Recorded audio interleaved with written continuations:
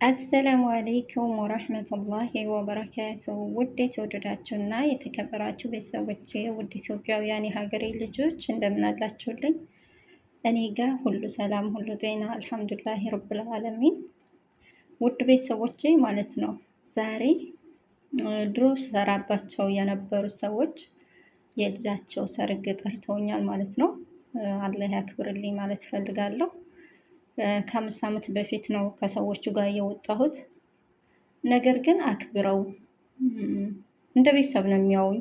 ያኔ ጠይቁኛል ማለት ነው። እውነት ለመናገር ማለት ነው እንጃ በጣም መልካም ሰዎች ናቸውና ሰርግ ጠርተውኛል። አላህ ያክብርልኝ ብዬ ዛሬ እኔ ወደ እነሱ ለመሄድ እየተዘጋጀው ነው ማለት ነው። ትንሽዬ ስጦታ አዘጋጅቼላታለሁ። ልጅቷ እኔ እነሱ ቤት ስገባ 10 ዓመት ምናምን ይሆናት እንደው አላውቅም፣ እንደዛ ይሆናታል። እነሱ ጋር 5 ዓመት ከምናምን ቆይቻለሁ። አሁን ከነሱ ጋር ከወጣሁ 5 ዓመት ኦልሬዲ ልጅቷ 20 ዓመት ምናምን ነው የሚሆናት ማለት ነው። እና አሁን ልታገባ ነው። አልፍ አልፍ መብሩክ ሀቢብቲ ትስተህሊ ኩል ኸይር አላህ ይወፍቂ ዞጅ ሰኢድ ማለት ፈልጋለሁ። እንደ ቤተሰብ ነው የሚያውኝ ደግሞ እኔ እንጃ በቃ እንደ አረብ አላያቸውም። እኔም እነሱም እንደ ሰራተኛ አያውኝም። በጣም ነው የሚያከብሩኝ። ሰው በሚያስፈልገኝ ሰዓት ከጎኔ ናቸው። እውነት ለመናገር ቃላት ያንሰኛል። እኔ እንጃ በጣም መልካም ሰዎች ናቸው። ዛሬ እንግዲህ በ5 ዓመቴ ላገኛቸው ነው። ከነሱ ጋር ከወጣው በ5 ዓመቴ ላገኛቸው ነው።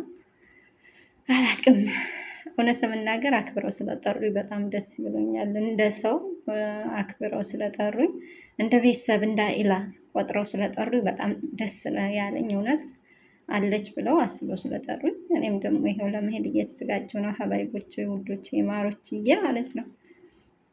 እና አረብ ሀበሻ አይልም መልካምነት። ብዙ መልካም ሰዎች አሉ ከአረቦችም እና እኔ እነኚህ በጣም መልካም ሰዎች ናቸው። ሲያመኝ ሐኪም ቤት ይዘው ሄደው አስታመው ነው።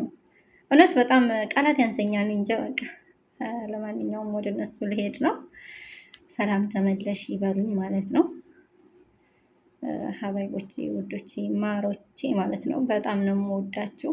ያው እንትን ልንገራችሁ ብዬ ነው እውነት ለመናገር አሁን ብዙ ሰው አንዳንድ አረቦች እንትን እያሉ ብዙ ሰዎች በመጥፎ የሚመለከታቸው አሉ። እኔ ግን በጣም በጣም ጥሩ ሰዎች ናቸው እና አክብረው ስለጠሩኝም አላህ ያክብርልኝ እላለሁ። ከተለያየን 5 ዓመት ሆኖናል። እኔ የምሰራው ሌላ ቤት ነው።